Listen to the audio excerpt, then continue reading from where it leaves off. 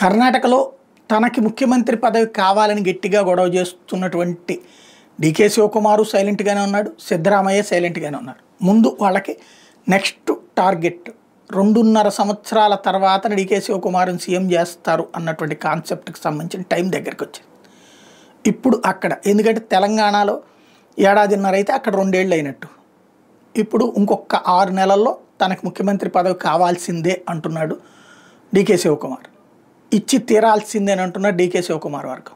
ఈలోపు డీకే శివకుమార్ వర్గానికి సంబంధించినటువంటి వాళ్ళ మీద కేసులో లేకపోతే వేధింపులో లేదా బుజ్జగింపులో చేసి తన వైపుకి తిప్పుకునేటటువంటి ప్రయత్నం చేస్తున్నారు సిద్ధరామయ్య.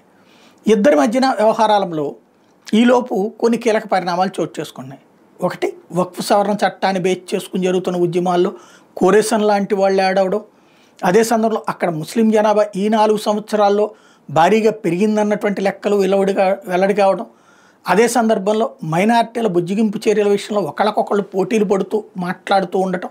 కాబట్టి సాధారణ ప్రజలకి ఈ అంశంతో పెద్దగా సంబంధం ఏం లేదు. కానీ అసలైనటువంటి సమస్యల్లో ఏంటంటే ఈ రాజకీయ ఎత్తుగడలకి ఇక్కడ, ఎందుకంటే గతంలో హైదరాబాదులో మత కలహాలు సృష్టించినటువంటి కారణం ఏంటయ్యా అంటే కాంగ్రెస్ ముఖ్యమంత్రిని గద్దె దించడం. అట్లాంటి గేమ్స్ ఏమన్నా ఆడతారా ఏ వక్ఫ్ సవరణ చట్టాన్ని అడ్డం పెట్టి అన్నటువంటిదే ఇప్పుడు అసలు సందేహం, అసలు భయం.